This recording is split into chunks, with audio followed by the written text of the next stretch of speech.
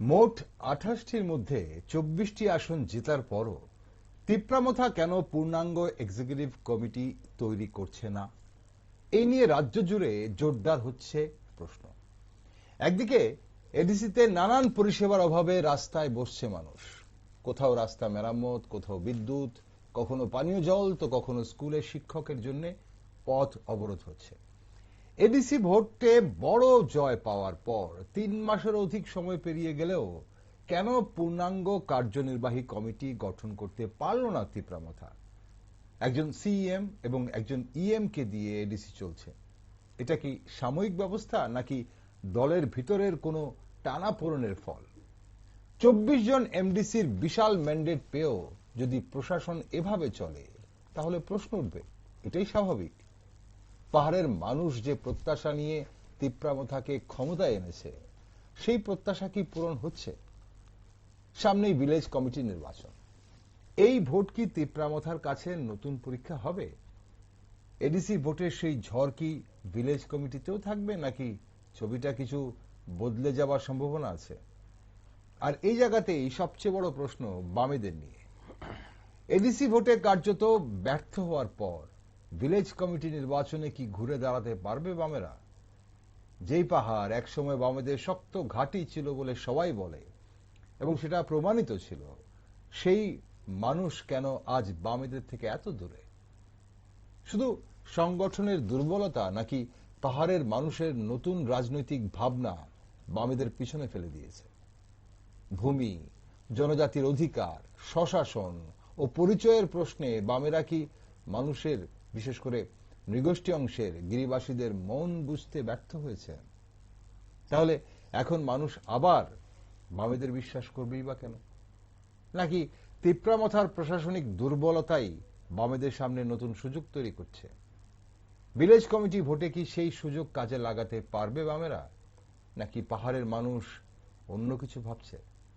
নমস্কার, আমি দীপেন, আর আপনারা দেখছেন নিউজ ভ্যানগার্ড। কোন পথে এগোচ্ছে পাহাড়ের উন্নয়ন ও রাজনীতি? ভিলেজ কমিটি নির্বাচনের আগে পাহাড়ের হালচাল কি, তা নিয়ে একটি গুরুত্বপূর্ণ টকশোতে আজ আমার সাথে রয়েছেন বিশিষ্ট বাম নেতৃত্ব অমলেন্দু দেববর্মা।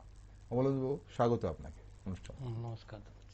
দর্শক বন্ধুরা, পাহাড় কেমন আছে নির্বাচনের আগে, ভিলেজ কমিটি নির্বাচনের আগে, সামনে নির্বাচনের আগে কি বলছিল তিপ্রামথার নেতৃত্ব, সেটাই আমরা জানার চেষ্টা করেছি। আগেও আমরা বাম নেতৃত্বের সাথে কথা বলার চেষ্টা করেছি।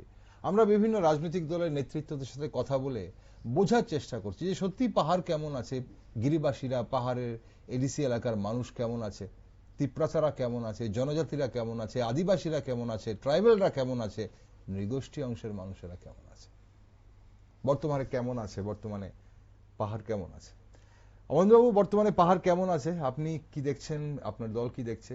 আর একজন সিএম, একজন ইএম দিয়ে এডিসি প্রশাসন কেমন চলছে, মানুষ পরিষেবা কেমন পাচ্ছে? প্রথমে তো আপনাদেরকে অনেক ধন্যবাদ, নিউজ ভ্যানগার্ড আমাকে আমন্ত্রণ করেছেন, এবং আপনাদের চ্যানেলের মাধ্যমে যারা দর্শক, আপনাদের সবাইকে আন্তরিক অভিনন্দন জানাচ্ছি। পাহাড় কেমন আছে,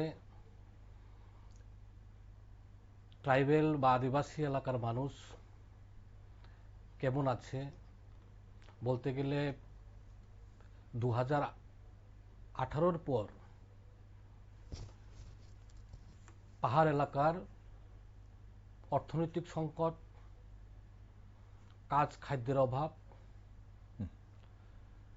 তার যে অধিকার, জমি হোক, শিক্ষার হোক, স্বাস্থ্যের হোক, পরিষেবা রাস্তার ক্ষেত্রে হোক, পানীয় জলের ক্ষেত্রে হোক,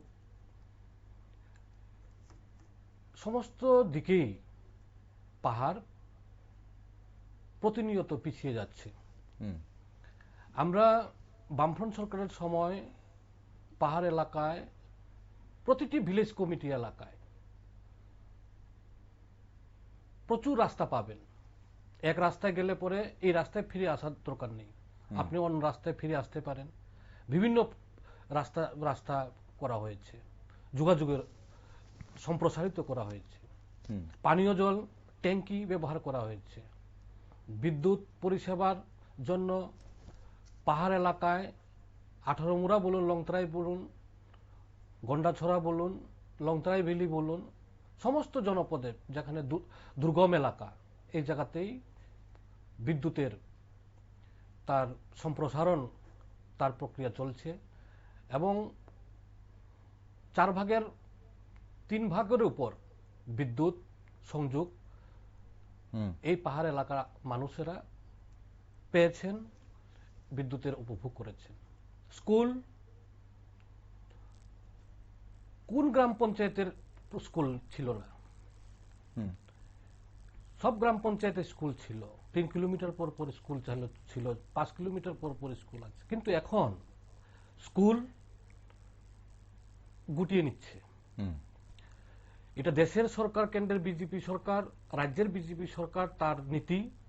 কিন্তু মুশকিল হচ্ছে যারা ত্রিপুরাসার জন্য ত্রিপুরামথার নেতা প্রতিনিয়ত বলে, ফেসবুকে বলে, ভাষণে বলে, সোশ্যাল মিডিয়াতে বলে, সাংবাদিকদের সামনে বলে, ত্রিপুরাসার দরদ, শিক্ষার ছাড়া তো কোনো জাতির উন্নতি হতে পারে না। তাহলে এডিসি এলাকার শিক্ষার অবস্থা কেমন?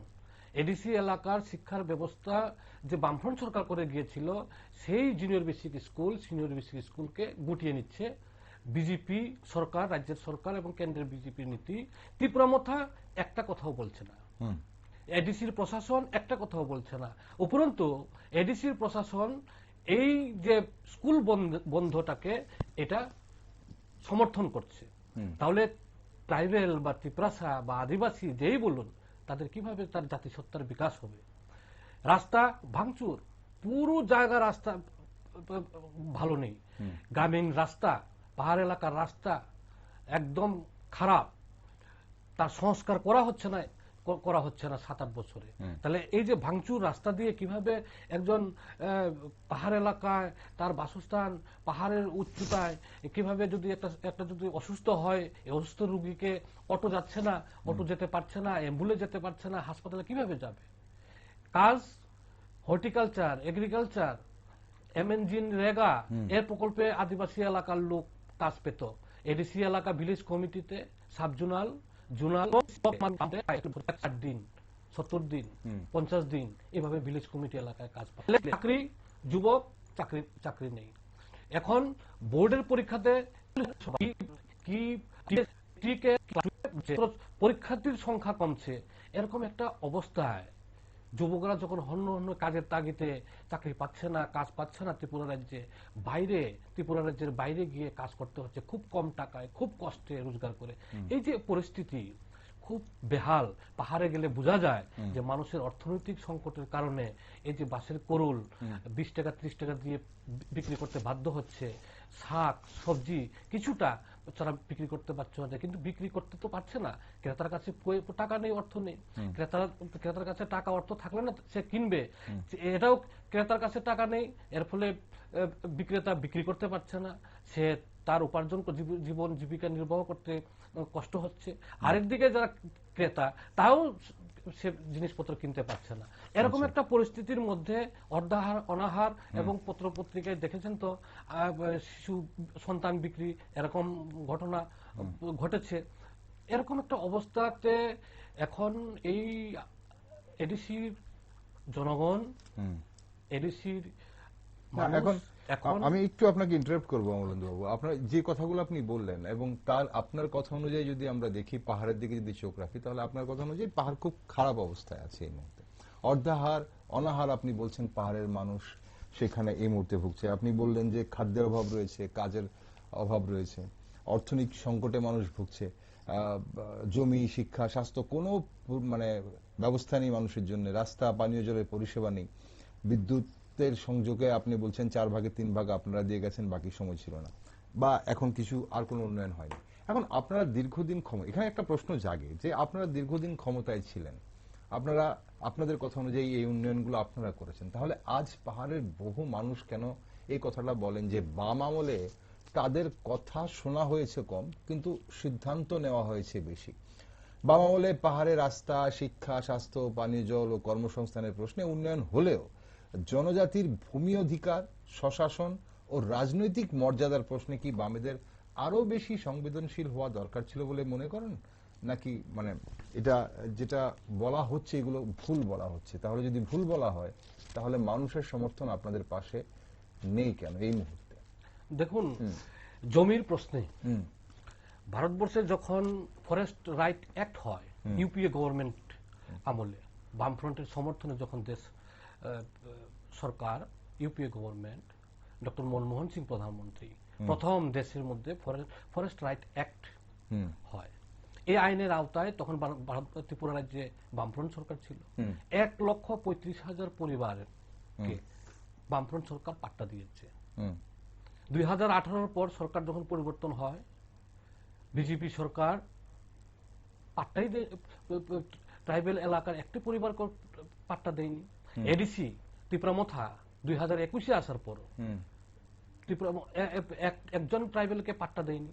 তাহলে জমির অধিকার যে বামফ্রন্টের সমর্থনে ইউপিএ গভর্নমেন্টের সময় ডক্টর মনমোহন সিং তার মেমোরান্ডাম অফ আন্ডারস্ট্যান্ডিং এ যে কমন মিনিমাম প্রোগ্রামের যে যা চুক্তি হয়েছিল তার ইমপ্লিমেন্ট করার প্রশ্নে যখন ভারতবর্ষে ফরেস্ট রাইট অ্যাক্ট হয়, আমাদের ত্রিপুরা রাজ্যে বামফ্রন্ট সরকার আন্তরিকভাবে এই ত্রিপুরা রাজ্যের জমি ট্রাইবেলদের কাছে দেওয়ার জন্য এই আইন তার লাগু করে ইমপ্লিমেন্ট করে, এবং দেখা গেল যে ত্রিপুরা রাজ্যে অনেক জায়গায় 1,35,000 পরিবারকে পাট্টা দিয়েছে। এখন প্রশ্ন হচ্ছে যে জমির অধিকার বামফ্রন্ট সরকার দিয়েছে, এর আগের কথা বললেও জমি হস্তান্তর আইন, নানান রকমের আইন, এটা ট্রাইবেল এলাকার মানুষকে, জনগণকে, ট্রাইবেল জনগণকে তার যে জমির, তার যে সত্তা, তার যে এটা নিশ্চিত থাকে, তার যে জমি আর যাতে না হারায়, তার জন্য যে কর্মকাণ্ড বামফ্রন্ট সরকার যে করেছেন, এর জন্যই তো এখন পর্যন্ত ত্রিপুরা রাজ্যের আদিবাসী তার জমি এখন পর্যন্ত হারায়নি। এটার ফলে অনেক উন্নত হয়েছে জমির অধিকার, কিন্তু এখন মুশকিল হচ্ছে এটাকে তো ইমপ্লিমেন্ট করতে হবে। এটা তো ধারাবাহিক প্রসেস। তাহলে এখন করছে না কেন বিজেপি সরকার ফরেস্ট রাইট অ্যাক্টকে এটাকে আরো ডিমোলাইজ করবার জন্য আরেকটা নতুন আইন করলো, ফরেস্ট কনজারভেশন অ্যামেন্ডমেন্ট অ্যাক্ট। এটাকে অ্যামেন্ডমেন্ট করলো, করার ফলে এখন 100 কিলোমিটার মধ্যে আন্তর্জাতিক যে সীমানা, তার 100 কিলোমিটারের মধ্যে কাউকে পাট্টা দেওয়া হবে না। এরকম ভাবে একটা আইন টাইন করে পাট্টার যাতে ট্রাইবেল এলাকার লোক, ট্রাইবেলরা না পায়, তার জন্য এই আইনটা করলো। এখন প্রশ্ন হচ্ছে ত্রিপুরামথা চুপ কেন? আমরা এখন বর্তমানে বিরোধী দল, আমরা সরকারে নেই, আমরা কিন্তু জনগণের যে এই সমস্যা, কাজ, খাদ্য, তার জমি সংক্রান্ত সমস্যা নিয়ে আমরা আন্দোলনে আছি, মাঠে ময়দানে আছি, মানুষকে বুঝাবার চেষ্টা করছি।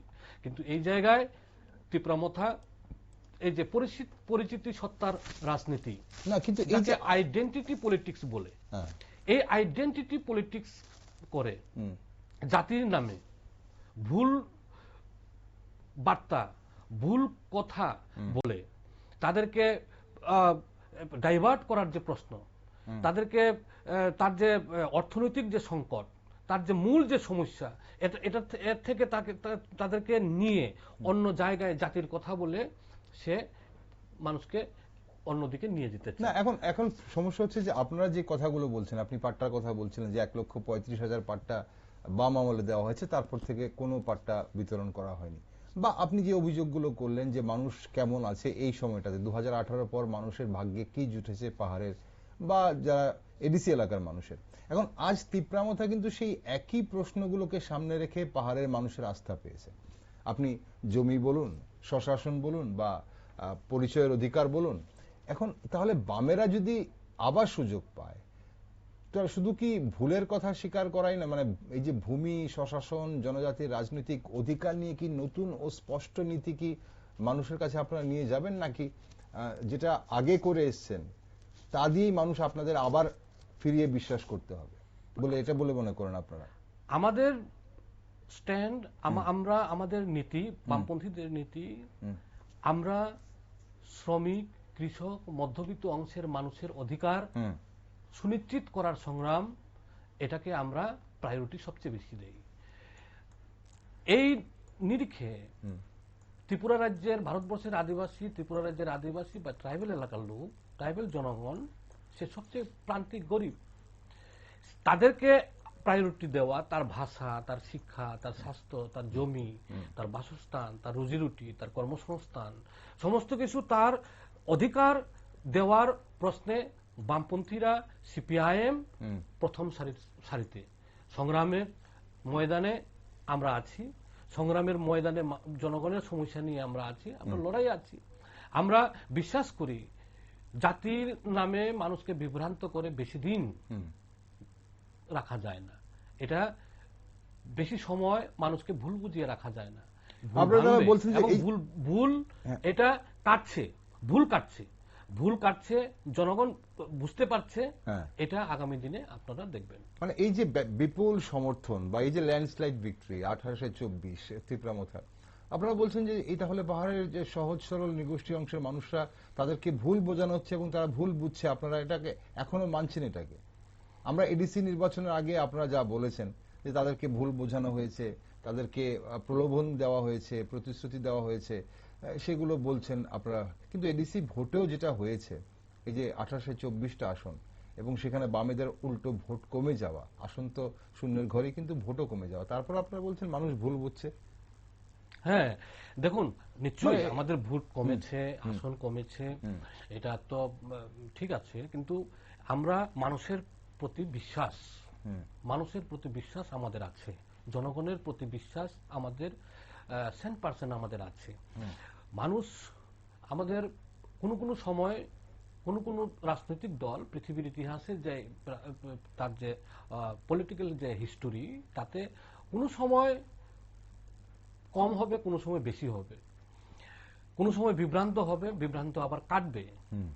এটা কোনোটাই স্থায়ী না। এখন আমরা যে নীতিতে মানুষের জন্য কাজ করছি, সঠিক নীতিতে আছি।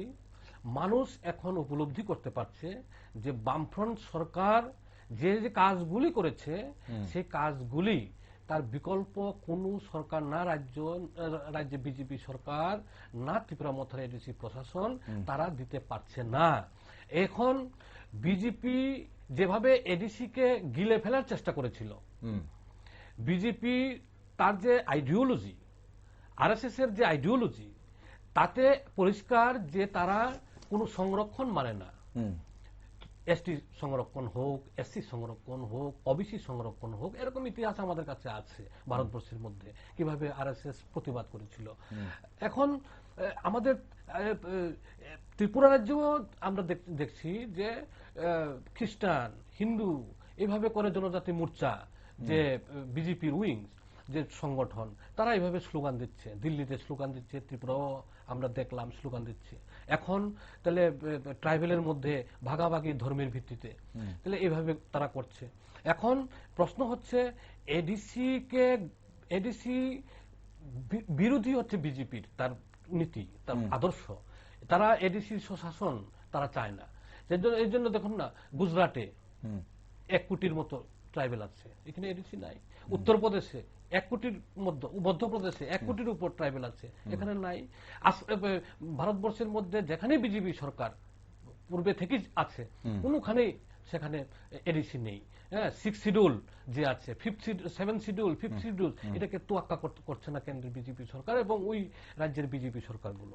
তাহলে এখন প্রশ্ন হচ্ছে, ত্রিপুরামথা যে পার্টি একবার বিজেপির সঙ্গে দিল্লিতে হাত মেলায়, আবার ত্রিপুরা রাজ্যে এসে 1-2 কথা বিজেপি সরকারের বিরুদ্ধে বলে, কিঞ্চিত 1-2টি কথা যেটা না বলতে না হয়, এটা একটা কৌশল, যাতে ত্রিপুরামথাতে যাতে অন্য এই ট্রাইবেল এলাকার জনগণ বিজেপিকে ভালো পায় না, এটা 100%।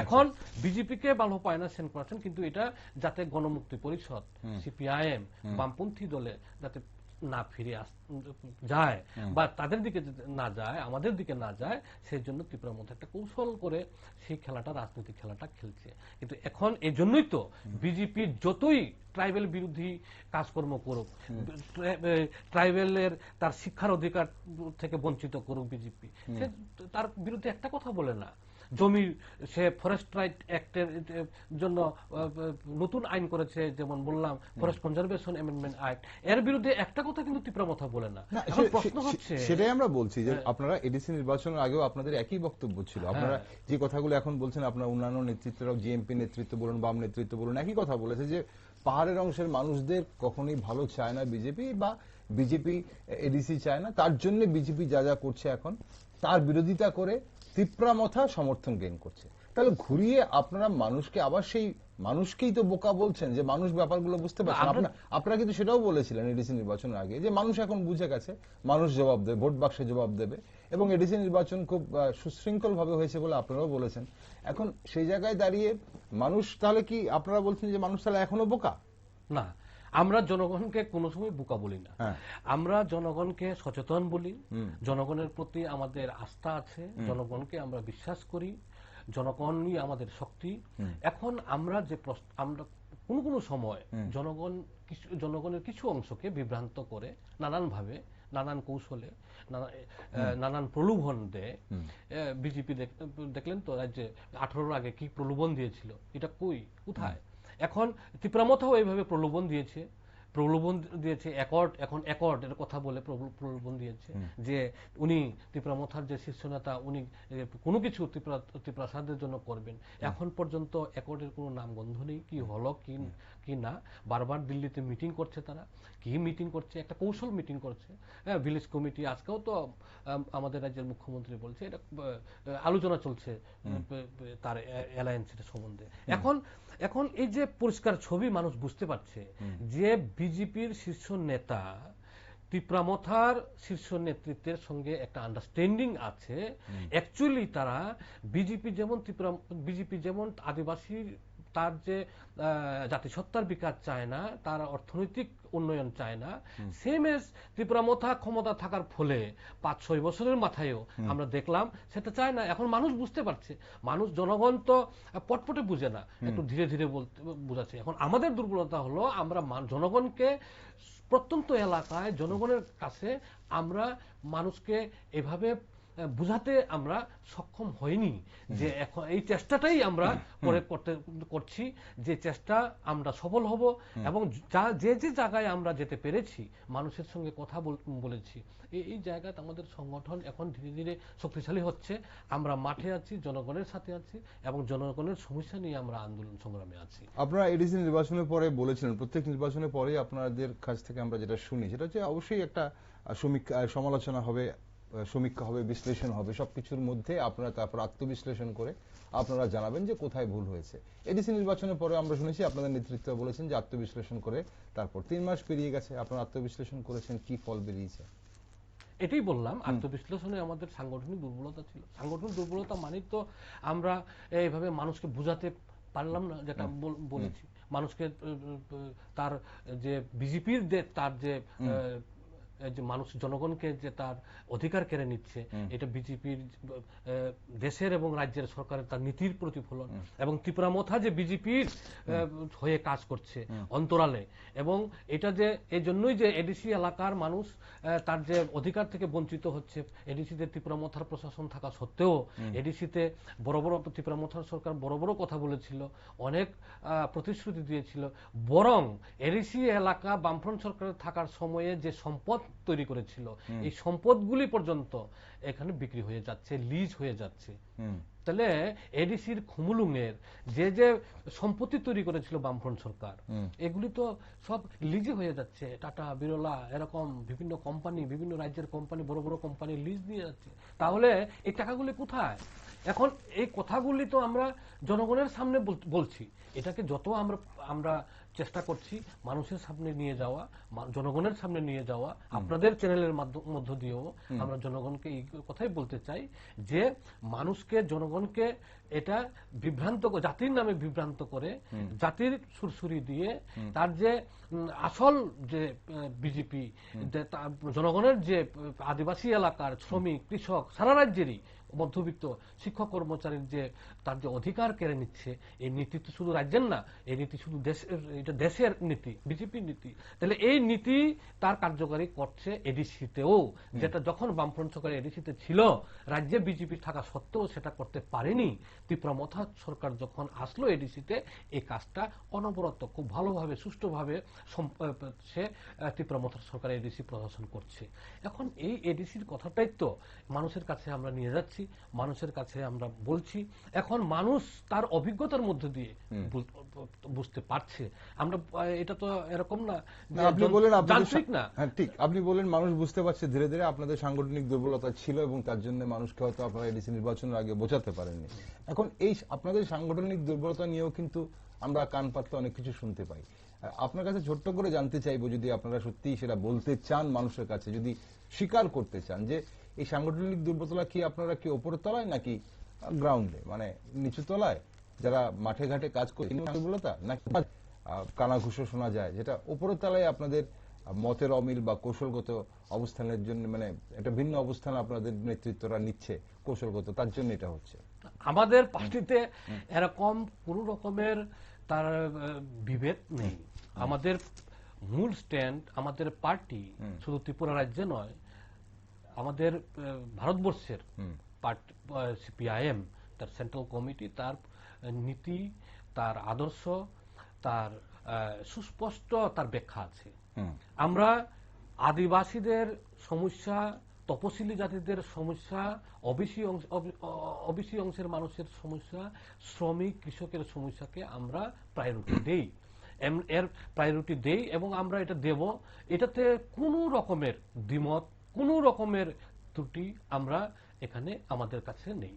সিপিআইএম এর একদম পরিষ্কার স্পষ্ট তার বার্তা, এই জায়গাতে কোন রকমের নাই। সাংগঠনিক দুর্বলতা আছে, ভয়, ভীতি। দুর্বলতা কোন জায়গায়? ভয়। এইভাবে ত্রিপুরার যে গণতন্ত্র আছে, গণতন্ত্র নেই।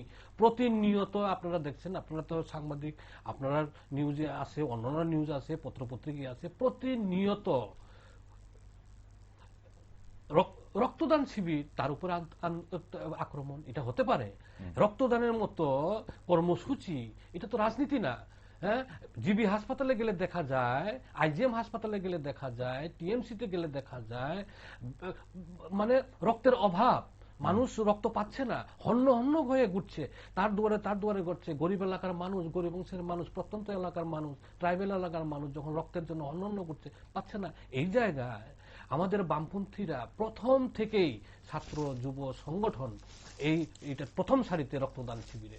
এখন এই রক্তদান শিবিরে আক্রমণ হয়, ডাক্তার পরমিতা এই যে সাবরুমের উনার বাড়িতে আক্রমণ হয়, আপনার যে কোনো উন্নয়নমূলক কর্মসূচি তার আক্রমণ হয়, সিপিআইএম এর মিছিলে পারমিশন থাকা সত্ত্বেও এখানে মিছিল করতে পারে না। নানানভাবে মানুষের ভয়, ভীতি, হুমকি, এটা প্রতিনিয়ত আছে। সবার তো সাহস কম না, এক না, সবার সাহস তো এক না। আমাদের সংগঠনের মধ্যে সবার সাহস তো এক না। এই ভয় ভীতি আছে, তার মধ্যে কিছু সবার সাহস যেহেতু এক না, তাহলে এই ভয় থেকে আপনি বলছেন আপনাদের সাংগঠনিক দুর্বলতা, অন্য কোনো দুর্বলতা আপনাদের নেই বলছেন আপনি? হ্যাঁ, আমাদের দুর্বলতা কিছু কর্মীর সাহস এটা আছে, তাতে এই দুর্বলতা অবশ্যই আমরা কাটাচ্ছি। এই দুর্বলতা এখন এগিয়ে যাওয়ার সময়, এগিয়ে যাচ্ছে আছে। যারা একটু পিছনের দিকে ছিল, বলতো যে না আমাকে আক্রমণ করছে, হুমকি দিচ্ছে বাড়ি করে, এখন আমি কর্মী, আমার মা বাবাকে হুমকি দিচ্ছে, আমার স্ত্রী আমার ছেলেকে হুমকি দিচ্ছে, এখন তারা আমার পরিবার আমাকে তারা বলছে যে তুমি এখন বেরো না, এরকম।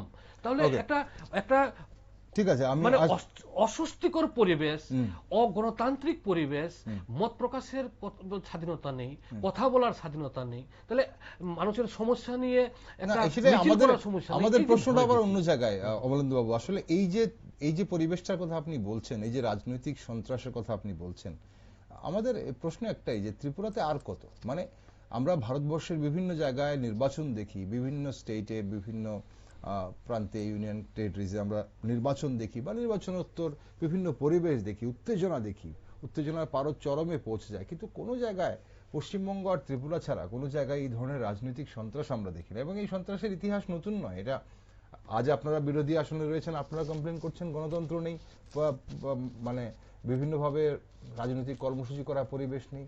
আপনাদের আমলে কংগ্রেসকে আমরা বরাবর দেখেছি এই ধরনের অভিযোগ করতে।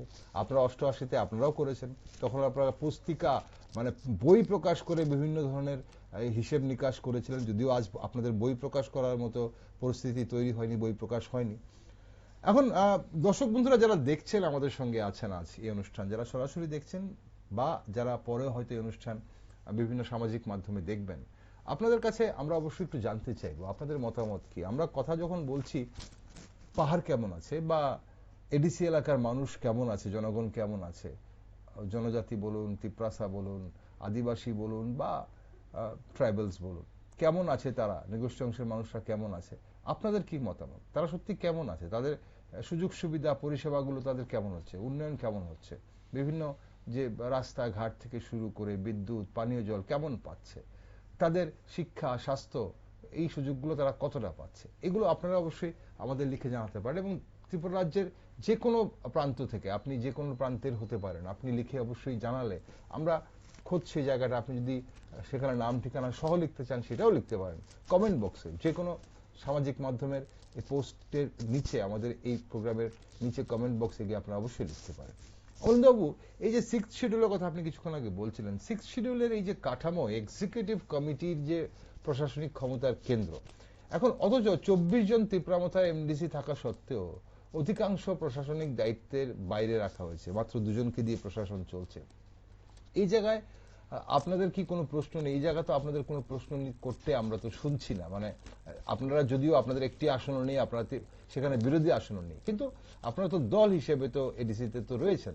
তো ফলে প্রশ্ন হচ্ছে, এটি কি সাময়িক ব্যবস্থা নাকি ইচ্ছাকৃতভাবে ক্ষমতার কেন্দ্রীভূত করার একটা মডেল চলছে? 24 জন এমডিসির মধ্যে এক্সিকিউটিভ মেম্বার মাত্র একজন সিএম আর একজন ইএম, টোটাল 2 জনকে দিয়ে প্রশাসন চলছে। একদম কারেক্টলি আপনি বলেছেন যে এটা প্রথমত হচ্ছে আমরা এ সম্বন্ধে কিছু বলিনি এমন না। এডিসি নির্বাচন 3-4 মাস হয়ে গেল, 2 জন, একজন সিএম আর একজন এক্সিকিউটিভ মেম্বার, এখানে 10-11 জনের এক্সিকিউটিভ কমিটি করা যায়, মেম্বার করা যায়। এখন এটা করলো না, এটার কি কারণ, কেন করলো না? এর ফলে এডিসি এলাকার তার যে কাজকর্ম উন্নয়নমূলক, এটা ব্যাঘাত ঘটছে। এটা নিয়ে আমাদের গণমুক্তি পরিষদের সাধারণ সম্পাদক রাধাচরণ দেববর্মা সহ এক্সিকিউটিভ মেম্বার রাজেন্দ্র রিয়াং, কুমুদ দেববর্মা এমডিসি, প্রাক্তন, তারা 3 জনেই তারা সাংবাদিক সম্মেলন করে বলেছে, তারা বলেছে, পরিষ্কারভাবে বলেছে যে এটা তো নিয়ম না। এটা ফলে এডিসি এলাকার এডিসি তৈরি করার যে তার যে উদ্দেশ্য, তার যে লক্ষ্য, এটাতে ব্যাঘাত ঘটছে। এখন এক্সিকিউটিভের বডি নেই, এক্সিকিউটিভের বডি না থাকলে এডিসি তো সরকার না, এক্সিকিউটিভ প্রশাসন, এটা তো প্রশাসন, এক্সিকিউটিভ। এখন এডিসির প্রশাসন যদি তার বডি না থাকে, তার কমিটি না থাকে, কোন উন্নয়নমূলক কাজের তার যে অ্যাপ্রুভেল দরকার, পরিকল্পনা দরকার, এটাকে তার অর্থ আনতে হবে রাজ্য সরকার থেকে, দেশের সরকার থেকে অনুমোদন করতে হবে। তাহলে এভাবে যে 3-4 মাস হয়ে গেল এডিসির কোনো উন্নয়নমূলক কাজের কিছুই তো হচ্ছে না, এই জায়গায় কি কৌশল হতে পারে, কি জন্য? এটার জন্য আমরা গণমুক্তি পরিষদ, সিপিআইএম বারবার আমরা বলেছি যে এই কারণে তো ত্রিপুরা রাজ্যের উন্নয়ন থমকে রয়েছে। হ্যাঁ, যা পয়সা আছে, এটাই দেখা গেল এডিসি নির্বাচনের চলাকালীন সময়ে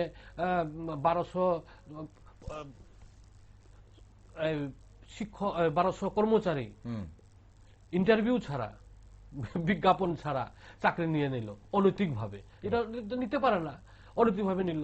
তাহলে এটা নিয়ে এখন কেস চলছে,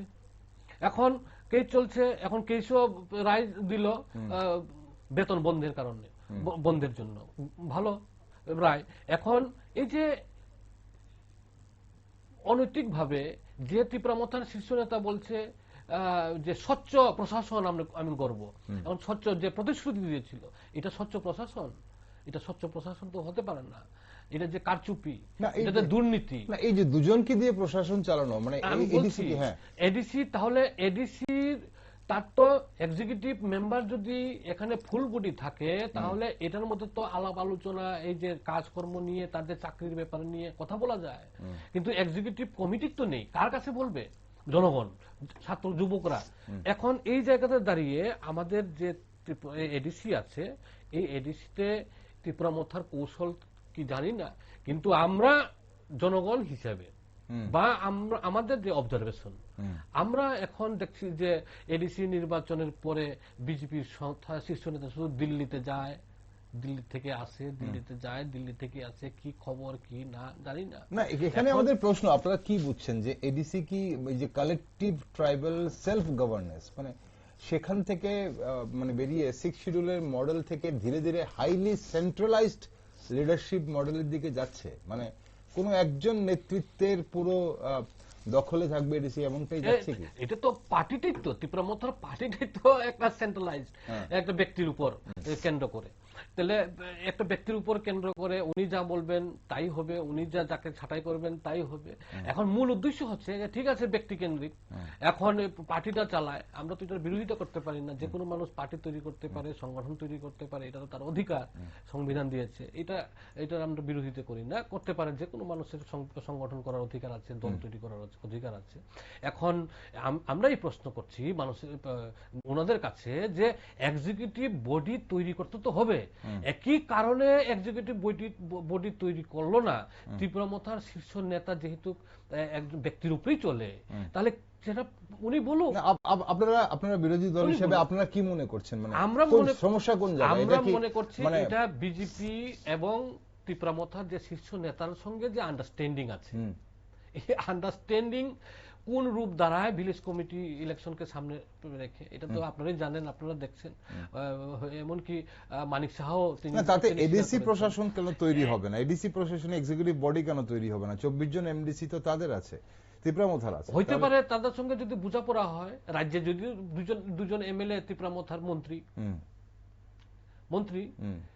এডিসিতে হইতে পারে না, এই ভাবনাতে যদি ভুল হয়তো ভুল, কিন্তু আমাদের ভাবনা তাহলে কি হতে পারে? আর নালে তার তীব্রামথার মধ্যে কুন্দল আছে, গোষ্ঠীবাজি আছে, তীব্রামথার তার অভ্যন্তরে, পার্টির অভ্যন্তরে। সুপ্রিমো তো ফেসবুক পোস্ট করে বলছেন যে যখন ভিলেজ কমিটি নির্বাচনের পর সবকিছু রিকনস্ট্রাকশন হবে, দলের বিভিন্ন যে সংগঠন, শাখা সংগঠনগুলো আছে সেগুলোর মধ্যে রিকনস্ট্রাকশন হবে, তাহলে সেটা কিসের ইঙ্গিত? রিকনস্ট্রাকশন করুক, তার দলের ব্যাপার, এটা আমরা ইন্টারফেয়ার করব না। রিকনস্ট্রাকশন করুক, সে 3 মাস পরে করুক, 1 বছর পরে করুক, এটা ওনার দলের ব্যাপার। কিন্তু আমাদের প্রশ্ন হচ্ছে যে আপনি সঠিকভাবে যেটা বলছেন যে এক্সিকিউটিভ বডির উপর তো নির্ভর করে এডিসি এলাকার উন্নয়ন, তার সমস্ত কিছু। তাহলে এটা কেন? এটা তো দায়বদ্ধতা, অ্যাকাউন্টেবিলিটি। তাহলে এটা তো জনগণের আপনি ম্যান্ডেট পেয়েছেন, জনগণ আপনাকে বিশ্বাস করে, আস্থা যে আপনাকে যে আস্থা যে বিশ্বাস করে আপনাকে ভোট দিয়েছে, আপনি যেভাবে বক্তৃতা করেছেন, যেভাবে মানুষকে প্রতিশ্রুতি দিয়েছেন, এই প্রতিশ্রুতি তো এটা তো পূরণ করার আপনার দায়িত্ব। তাহলে এই অ্যাকাউন্টেবিলিটি আপনার তো নাই। তাহলে এই জায়গাতে দাঁড়িয়ে আমার ব্যক্তিগত, আমাদের পার্টির না, আমার ব্যক্তিগত অবজারভেশন হচ্ছে বিজেপি সঙ্গে তার শীর্ষ নেতার তার যে আন্ডারস্ট্যান্ডিং আছে, এটা 100% শিওর। এটা আমরা জানি 2023-এর বিধানসভা নির্বাচনের সময়ও আমরা দেখেছি। আমরা এখনো তার কার্যকলাপে আরএসএস এর নেতা মোহন ভগবত যিনি থাকেন, উনি চলে যান এখানে আমরা দেখেছি দিল্লির তাবর শীর্ষ নেতৃত্বের সঙ্গে ফটো ক্লিপ আমরা দেখেছি। তাহলে এটা যদি আন্ডারস্ট্যান্ডিং না থাকে, তাহলে পরে বিজেপির প্রেসিডেন্ট, সভাপতি, উনার সাথে ওনার ছবি দেখেছি, তাহলে একটা একটা দল রাজনৈতিক সৌজন্যতা থাকতেই থাকতে পারে, পারে। কিন্তু দেখলাম আমরা ঘন ঘন এরকম তো না যে অন্য রাজনৈতিক দলের সঙ্গে তিনি যান, অন্য রাজনৈতিক দলের সঙ্গে তার এটা থাকেন। ওকে, আমরা এটা বুঝতে পারি যে তার এটা বিজেপি এবং ত্রিপুরামথার যে তার যে উচ্চ স্তরের যে আন্ডারস্ট্যান্ডিং, অভ্যন্তরীণভাবে যে তার আন্ডারস্ট্যান্ডিং, এটা যাতে জনগণ প্রকাশ না পায়, এটা যাতে তার কর্মী সমর্থক এটা না জানতে পারে, এটার যে একটা কৌশল রূপরেখা, এটার উপরে ভিত্তি করে তারা বিশ্লেষণ হয়তো বা করছে কি করবে এখন। আর যদি এটা তার এরপরে অভ্যন্তরীণ তার যে মতানৈক্য, এটা আছেই। আপনার দীর্ঘ এই রাজনৈতিক অভিজ্ঞতা থেকে কি মনে হয় এই মুহূর্তে পাহাড়ের মানুষের পালস আসলে কি বলছে? তারা কি তীব্রামথার প্রতি এখনো আস্থা রাখছেন, নাকি প্রশাসনিক দুর্বলতায় সেই আস্থা একটা চির ধরেছে? মানে আর সেই জায়গায় মানে বামেদের জন্য কি নতুন কোনো সুযোগ তৈরি হচ্ছে? অবশ্যই, অবশ্যই। কারণ এখন আমরা দেখলাম ছাত্র যুবকরা এই যে এডিসিতে অন্যায়ভাবে 120-120 মতো চাকুরি যে নিল, আমরা দেখলাম ছাত্র যুবক যারা আছে তারা একটা সাহসিকতার সাথেই তারা বলতে শুরু করেছে, ত্রিপুরামথাকে আমরা শীর্ষ নেতাকে যে বিশ্বাস আমরা করছিলাম, যে আস্থা একজন রাজার বংশধর হিসাবে, রাজার শাসন তো তারা দেখেনি, কিন্তু রাজা যেটা ইতিহাসে বইয়ে যার পড়ার পরিপ্রেক্ষিতে রাজার উপরে যে তার সম্মান, তার যে আস্থা, এই নিরিখে এত বছর তাকে যে বিশ্বাস করলো, এই বিশ্বাসে ব্যাঘাত ঘটালো। কারণ এই এডিসিতে এভাবে চাকরি নেওয়া, এটা এর আগের বারও এরকম হয়েছে, ইঞ্জিনিয়ার কয়েকজন নেওয়ার ক্ষেত্রে, এটা পরে অন্য জায়গায় নিয়ে গেল, এখন আবার এটা করলো। এটা কি তাহলে শীর্ষ নেতা জানে না? তার অজান্তে কি হয়? এটা তার অজান্তে একটা পাতাও লড়ে না এডিসিতে, তাহলে কি এত বড় ঘটনা হলো উনি কি জানেন না? এই কথা যদি বলে আমি জানি না, তাহলে এটা ভুল হবে। এখন আমাদের প্রশ্ন হচ্ছে যে ছাত্র যুবকরা এখন ত্রিপুরামথার শীর্ষ নেতার তার কথার উপর এখন প্রশ্নবোধক ইন্টারোগেটিভ মার্ক রেখেছে। তারা এখন দেখছে যে আমার চাকরি হচ্ছে না, আমার এই যে আগরতলাতে যে শপিং মল টল যাই আছে, ছোট বড় যতই আছে, ট্রাইবেল এলাকার যুবকরা প্রচুর কম টাকায় তারা এখানে কাজ করতে বাধ্য হচ্ছে, চাকরি নেই। এখন হাজার হাজার চাকরি পড়ে আছে এডিসি এলাকার, এডিসি প্রশাসনের মধ্যে, পুলিশ, ফরেস্টের, তারপরে বিভিন্ন ডিপার্টমেন্টের, এরকম 8-9টা ডিপার্টমেন্ট আছে, অনেক পিডব্লিউডি, এডুকেশন, সোশ্যাল ওয়েলফেয়ার, নানান ডিপার্টমেন্ট আছে, এই এগ্রিকালচার। তাহলে এই যে ডিপার্টমেন্ট আছে, তাহলে এই ডিপার্টমেন্টে অনেক হাজার হাজার শূন্যপদ, এডিসিতেও, রাজ্যে যেমন শূন্যপদ, এডিসিতেও শূন্যপদ। এখন ছাত্র যুবকরা এখন কিন্তু বলতে শুরু করেছে যে এটা ত্রিপুরামথা দিয়ে আমাদের ভবিষ্যৎ হবে না। এখন ভবিষ্যতের প্রশ্ন, এখন নিজের জীবন জীবিকার প্রশ্ন, এখন যা হয়েছে হয়েছে। এখনের ছাত্র যুবকরা, এখনের প্রজন্মরা এখন কিন্তু এই জাতির চক্করে পরে নিজের সর্বনাশ, নিশ্চয়ই জাতির সত্তার বিকাশের লড়াই প্রথম সারিতে সিপিআইএম, গণমুক্তি পরিষদ। তাহলে জাতিসত্তা বিকাশের ডেফিনেশনই তো হচ্ছে আমার কর্মসংস্থান, আমার শিক্ষা, আমার রাস্তা, আমার স্বাস্থ্য, আমার পানি। আপনি বলছেন প্রথম সারিতে সিপিআইএম আছে, জাতিসত্তার জন্য প্রথম সারিতে সিপিআইএম আছে, এখন সেটা সামনেই ভিলেজ কমিটির নির্বাচন আসছে, কি বার্তা নিয়ে মানুষের কাছে ভোট চাইবেন? একটা শেষ প্রশ্ন, অনুষ্ঠানের সময় ফুরিয়ে যাচ্ছে, আপনারা কি বার্তা নিয়ে ভোট চাইবেন? কারণ শুধু কি তীব্রামথার এই ব্যর্থতা দেখিয়ে কি বামেরা ফিরতে পারবে বলে মনে করেন এডিসিতে?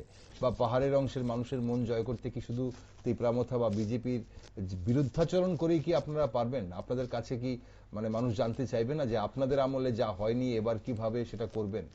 সেই জবাব কিভাবে দেবেন? আমরা জনগণের কাছে বিশ্বাস করি, জনগণকে আমরা জনগণের কাছে প্রতিনিয়ত এখন যাচ্ছি। আমাদের সংগঠন এখন ধীরে ধীরে মজবুত হচ্ছে, কর্মী ভয়কে জয় করছে, মানুষের সাথে যাচ্ছে, লড়াই সংগ্রামে সামিল হচ্ছে, নতুন উদ্দীপনায় তার সংগ্রামের মধ্যে আছে। এখন মানুষ বিজেপিকেও চিনতে পেরেছে, এডিসিকেও, প্রশাসনের যারা সরকার চালায়, যে দল ত্রিপুরামথা চালায়, তাদের বক্তব্য, তাদের দুর্নীতি, তাদের যেভাবে তারা কাজ পরিচালনা করছে ভিলেজ এলাকার, ভিলেজ কমিটি এলাকার, এখন দেখছে যে তাদের দিয়ে হবে না। এখন এই কয়েক মাসের অনেক রাজনৈতিক পরিবর্তন হয়েছে, মানুষের তার চিন্তা চেতনা পরিবর্তন ৩-৪ মাসে ঘটেছে।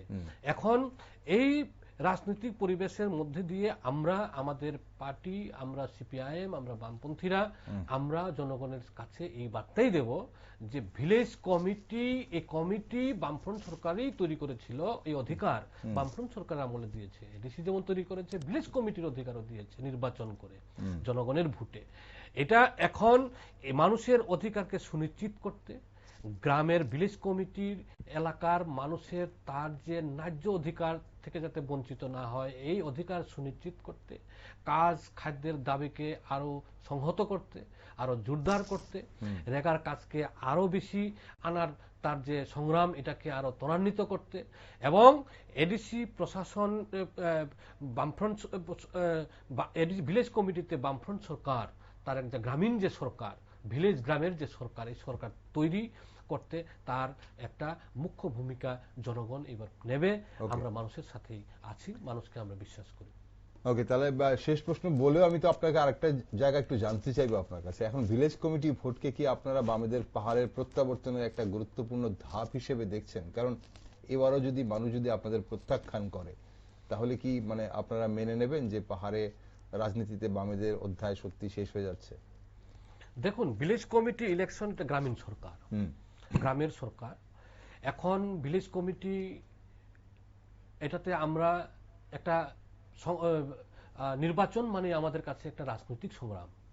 এই সংগ্রামে আমরা যেমন মাঠে নামবো, আমরা আমাদের যতগুলি আমাদের আসন আছে 587টা ভিলেজ কমিটি, তাতে আমরা আমাদের প্রার্থী দেব। আমরা সেখানে ভালোভাবে যাতে ভোট হয় এটা আমরা জনগণের কাছে নিয়ে যাব, এবং যারা প্রশাসনে আছে, যারা সরকারে আছে, তাদেরকে আমরা অনুরোধ করব যে এটা শান্তিভাবে যাতে গোলমাল না হয়, শান্তিভাবে এটা ভোট হয়। এবং আমরা তো বিশ্বাস করি যে ভিলেজ কমিটি ইলেকশন এটা রাজনৈতিক সংগ্রাম, এই সংগ্রামে আমরা এগিয়ে যাব।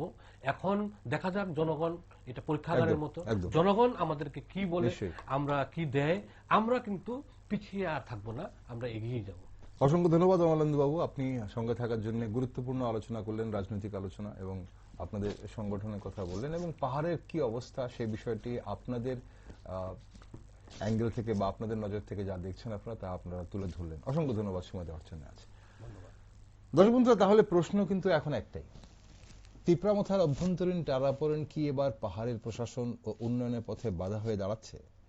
ক্ষমতার সমীকরণ বা দলীয় অন্তর্কোন্দলের জেরে যেন সাধারণ মানুষের রাস্তা, শিক্ষা, স্বাস্থ্য, পানীয় জল ও কর্মসংস্থানের প্রশ্নে পিছিয়ে না যায়। বিরাট জনমত দিয়ে ক্ষমতায় আসা দলের কাছে মানুষের প্রত্যাশাও তাই অনেক বেশি। কিন্তু অন্যদিকে বিরোধীদের শুধু সমালোচনা নয়, বিকল্প উন্নয়নের রূপরেখাও দিতে হবে। কারণ পাহাড়ের মানুষ এখন রাজনৈতিক প্রতিশ্রুতির চেয়ে কাজের হিসাব দেখতে চায় বেশি। সেই কাজ কতটা দ্রুত হয় তা সময় বলবে। সঙ্গে থাকুন, আর সব গুরুত্বপূর্ণ খবরের জন্য চোখ রাখুন শুধুমাত্র নিউজ ভ্যানগার্ডে।